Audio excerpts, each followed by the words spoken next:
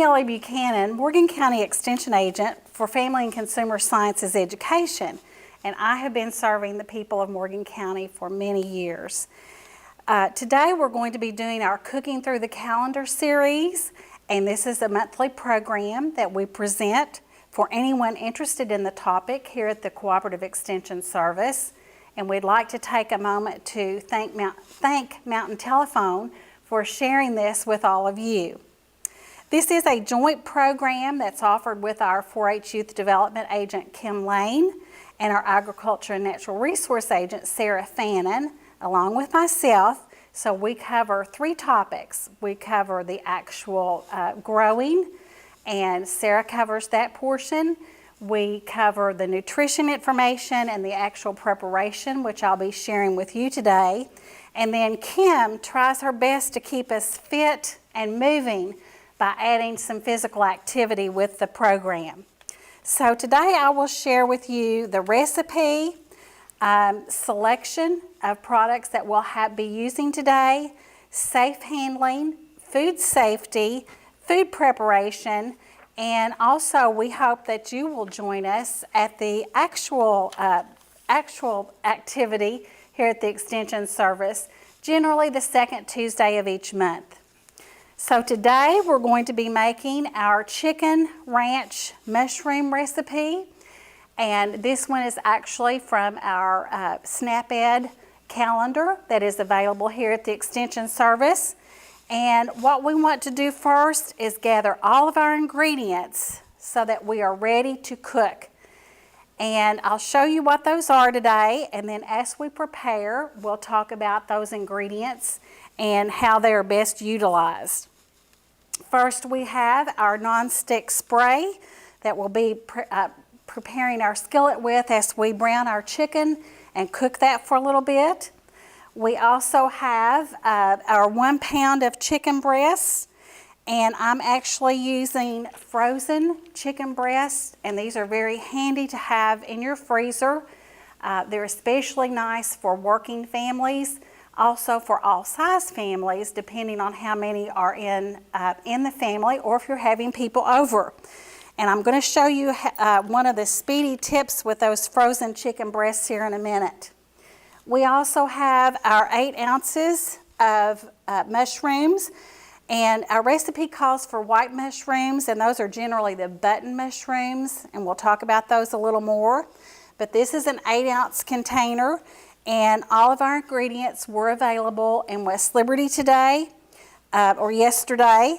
These are whole, and I'll show you how we would clean those if we were preparing them. These were actually already sliced in the 8-ounce container, so that makes it a little quicker for cooks who need a little extra help getting ready in a hurry. We also have dry ranch dressing, and you may use that either, we have a larger container here, or you may use a packet of dry ranch, and we'll tell you how much. And then our garlic powder, our fresh spinach, and our brown rice. So let's talk about these ingredients a little bit as we prepare. First of all, we're going to get our chicken going and pre-prep that. And I like to pre-prep some of the items ahead so that saves time in the kitchen the evening you're actually doing your meals, so that you can have more family time together. So I've actually gone ahead and already pre-cooked the brown rice, and this is our grain that we will be adding, and it comes in a package similar to this. It does take longer to cook than white rice, so when you're preparing that brown rice, you want to allow at least 45 minutes. So perhaps tonight after dinner, while you're cleaning up the kitchen, you may want to cook that rice and have it ready for the next evening. You can cover it and store it in the refrigerator. So let's get started today with our chicken. Now, I told you that I have used frozen chicken, and I have partially thawed this chicken. And the reason I partially thawed it is because it's actually a little easier to slice if it is partially frozen rather than fully thawed. So what we want to do with our chicken is just put it on our cutting board. We have a red cutting board that we like to use for our meat, fish, and poultry. And we have little green ones that we use for our vegetables so that we do not cross-contaminate. So as we're preparing that, we just want to curl our fingers up, use a sharp knife, and slice that into slices, kind of like you might for fajita. And this chicken has begun to unthaw just a little bit more. Just slice that, and if it actually has unthawed a little more than you like, you can just roll that chicken up so that you can manage it a little better and slice it into slices like that. So like my grandfather might have said, there's always more than one way to do something. And then we're just going to add that chicken. And our first step is I'm going to pause and wash my hands because we always want to be safe when we're handling chicken. And there's the age-old question, to wash the chicken or not to wash the chicken. Well, I want to tell you today that research has changed on that, and we really do not recommend that you wash the chicken, because when you wash it, you actually contaminate your sink area, and then your whole sink area has to be sanitized with a bleach solution before you can actually carry on with the next step.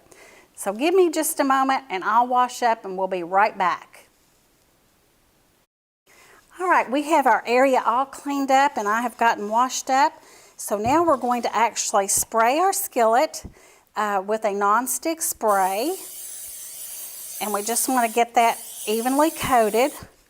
And I do want to remind you in all of our food preparation series that because we have a certain brand, we're not endorsing that brand. It just happened to be the brand that we were able to get. So we're not promoting one particular brand over the other. So we'll put this skillet on medium heat. We're going to add our chicken. And we have that already cut into nice little slivers. And when I'm buying the frozen chicken, I like to buy it one of two ways. You can either buy the whole skinless, boneless, skinless breast, or you can buy the chicken breast tenders. And for this particular dish, the breasts actually worked a little better because we could cut them into those slivers easier than we could the tenders. So I kind of like either or, and that's up to you. But the nice thing is we can add as many or as few as we want. And remember, this recipe calls for 1 pound. So this is a 2.5 pound bag. So I just kind of did the math and did about half. So you're getting about a quarter pound more in this particular recipe today. So just a little added protein. So we're going to cook this chicken up and then we'll let you see what we add next. All right, we have our chicken browned here and it looks really nice. So we're going to just kind of slide that over to one side of our pan. And then we're going to add our 8 ounces of mushrooms. Get those added in. These look like some very large mushrooms. Going to add those. And we're also going to sprinkle on our dry ranch dressing. Get that sprinkled on. And then we're going to add a tablespoon of our unsalted butter. And I do like to use unsalted butter simply because we're not adding additional sodium, and this is going to help keep us a little healthier and not add that additional salt that we really don't need. And some people may say, well, why don't you want all that salt? Well, I guess I kind of like to taste the actual ingredients rather than just tasting the salt. So you try this recipe and see how you like it. So we're going to let this cook just about 5 minutes, and then we'll show you the next products that we're going to add.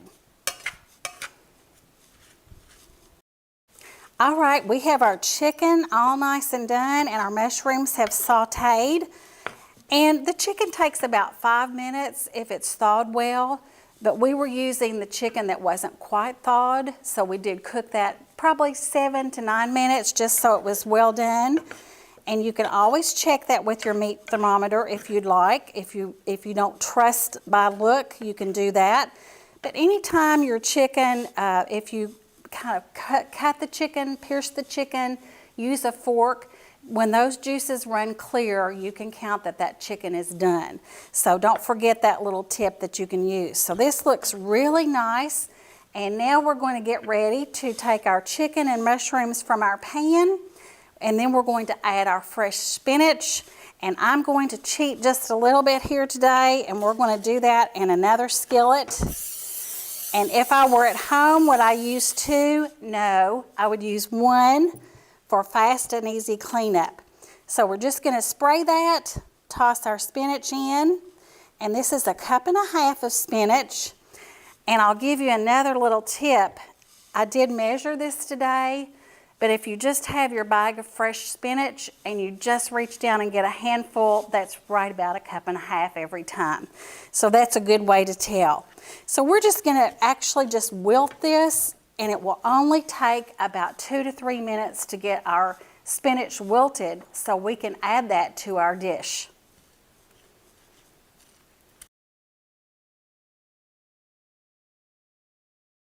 All right, you can see our spinach is wilted, and isn't that amazing how that 1.5 cups of spinach just wilted comes down to this much? Now, I don't know about you all, but I think I could eat more than that. But we have that wilted. We added to our spinach, we added our 4th teaspoon of garlic powder. Again, we're using powder versus the salt. And now we have this ready to add all together. And like I say, at home, you use just 1 skillet. I'm just trying to save a little time today. So again, we recommend using the powder because it's healthier and it's tastier, and we can actually taste those ingredients.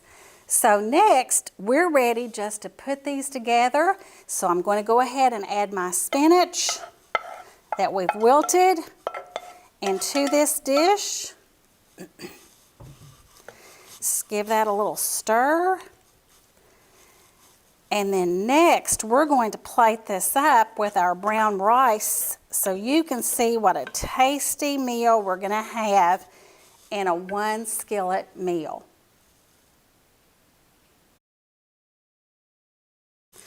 All right, so we're ready to serve this up, and I have 2 cups of cooked rice here. So if you imagine that, if you kind of divide it like you would a plate into 4ths, that's what this recipe calls for. So you're actually going to get to see what a serving looks like on the plate. Sometimes I think that's a little bit hard for us to realize because we kind of like to just go to those pots and scoop out what we want instead of what we should have.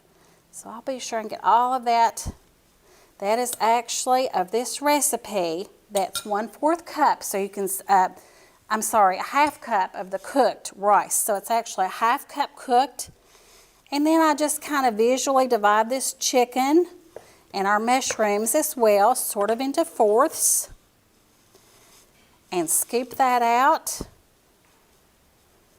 And then you can actually see. Now, if you have someone in the family who may not like spinach quite as well, you could kind of cheat that a little bit and give someone who really does like it a little bit more. But as you can see, that's what that serving looks like on your plate. So we want to think about that, and that's the portion size that we should be eating. Now, I'll give you a little bit of the nutrition information on this particular recipe. There's 320 calories per serving. So for this amount of food, that's 320 calories. 6 grams of total fat, 2.5 grams of saturated, 0 trans fat, which means it's a very heart-healthy recipe to use, 90 milligrams of cholesterol, which is really low, 270 milligrams of sodium. Now, how much do you think we might have had we used garlic salt versus garlic powder? That probably would have almost doubled. So that's another reason we like to use that. 26 carbohydrates, but basically you're getting your starch serving in there, you're getting your protein, and you're getting some vegetables added. 4 grams of fiber, 1 gram of sugar, and 30 grams, basically 1/3 of your protein value for the day. And the really nice thing is you're getting 80% of the daily recommended vitamin D for the day. Now, vitamin D is an important vitamin that helps keep us healthy. It's good for our bones and our teeth and helps keep us strong. And many Americans are very short or very low on vitamin D. So this is a good recipe to help get that added. 10% of iron and 15% daily value of potassium. So again, this is a quick and easy one-dish meal that the whole family can enjoy. Make it easier and quicker by preparing the barley or rice the night before.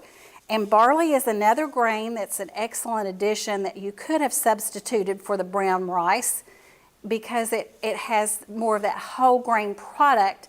It has not been stripped of its nutrients, so you get more nutrition. Again, that can be cooked and prepared, covered and stored in the refrigerator, ready for the next evening. You can also have your family members help. This is a good recipe. Children can rinse spinach. They can even chop things. And yes, I do give children knives, but you want to be sure and talk about knife safety. Make the meal in time to make mealtime a time to enjoy, and also highlight the positive. Conversation is important and adds to communication among family members. It's also a great time to turn off those electronics and television and spend that time together. So let's talk just a little bit more about how we might make this a meal, and then I'll cover a little bit more information on mushrooms for you. Again, this is our serving.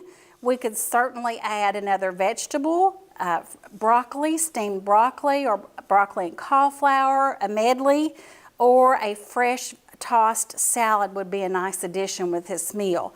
And then you could add low-fat or skim milk for the beverage. So that's a great way to do that, to get your extra vegetables.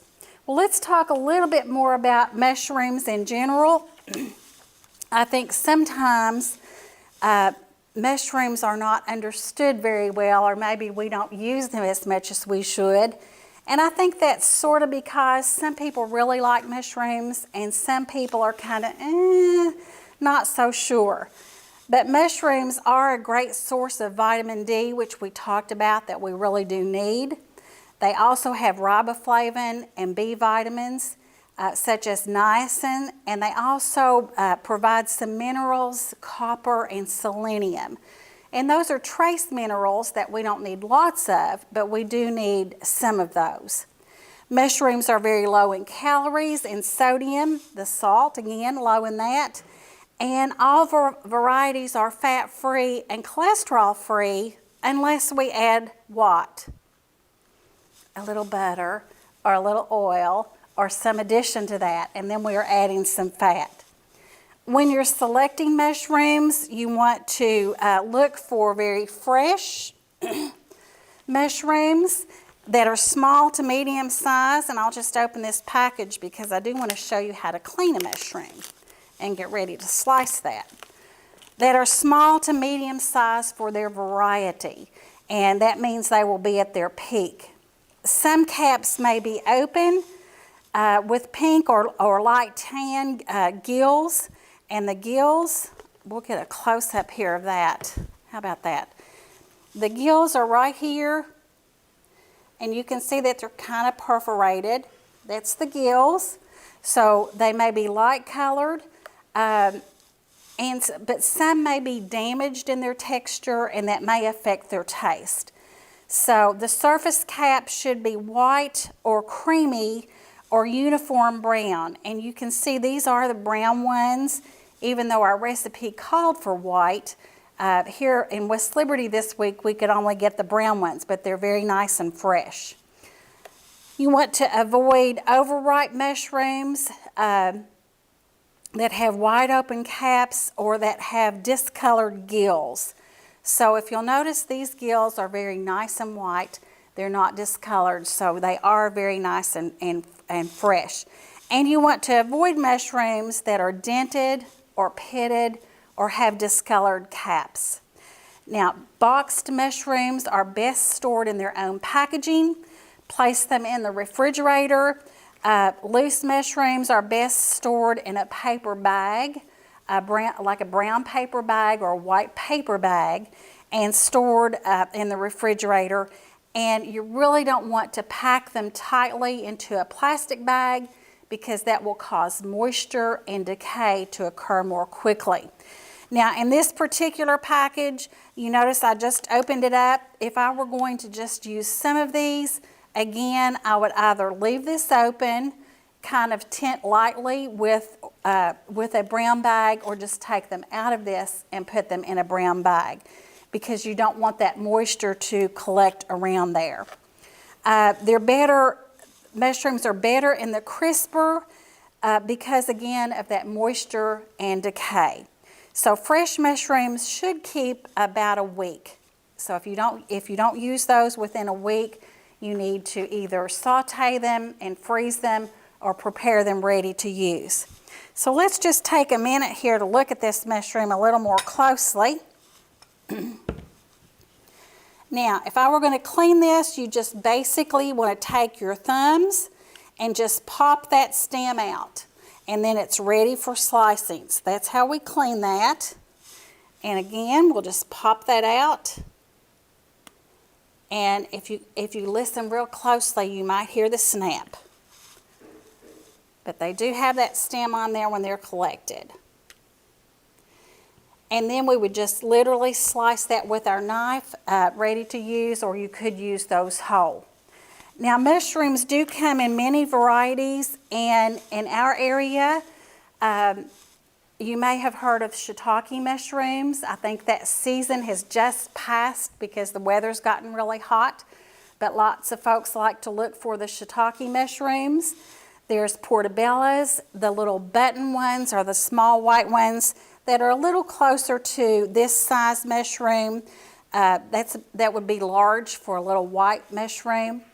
There's also one that's called crimini, and then cup mushrooms, and then all varieties kind of within those. So if you haven't tried those and you'd like more information on mushrooms, just give us a call here. Or if you'd like more information on how to use spinach or any of our products that we've used today. So now we're going to finish up by adding just a little bit of information on a gardening tip. We want to add that because it is gardening time. If you don't have room for a large garden, you might want to plant something in a container. You can use a 5-gallon bucket or even a plastic milk jug. So gardens don't have to look all the same, and don't be afraid to get creative. Grow something. Children and people love to see things grow and then get those fresh vegetables. Also, our little budget tip for the day, our little financial tip, soda and other flavored beverages may take a toll on your budget. So a simple, healthy way to change your drink is to have water or, again, have milk. It will save you and your family money and calories, so it's a win-win. And then we want you to be active. You can use our calendar and check off those days that you're active. And here's a little fun tip you might want to use at dinner tonight with your family or with friends. You may want to use a deck of cards. And no, we're not going to sit and play cards. We're going to be active. Take those cards. This is called the Card Fitness Challenge. Flip the top card over from the deck, and then you complete the number of exercises that card says. For example, face cards, you know, kings, queens, jacks, those are worth 15 repetitions of whatever that exercise is that you choose. And then the suit of cards may tell you what exercise you do. Spades, you may do jumping jacks. Do those. Clubs, you may do squats. Oh, that's hard on the knees. And hearts, you may do push-ups. Now, I'm sorry, but this granny can't do the push-ups very well, so I'll have to choose another one. Diamonds, it's your choice of exercise, and always remember, walking is one of the best. And then for youth, you may want to try balloon tennis. Now, frankly, I think this would work for adults too. Blow up those balloons and get a partner and hit that balloon back and forth and have some exercise after your meal. So this is a good meal to share. The weather is warm. Get outdoors, enjoy with family. This would make a great meal out on the patio or the deck or out in the yard. And we hope you will enjoy it. If you have questions, contact us. Join us in June here at the Morgan County Extension Service, and we will be sharing with you Hawaiian pizza. You may contact us at 743-3292, and I'm Nellie Buchanan, Morgan County Extension Agent for Family and Consumer Sciences Education for the University of Kentucky College of Agriculture, Food, and Environment.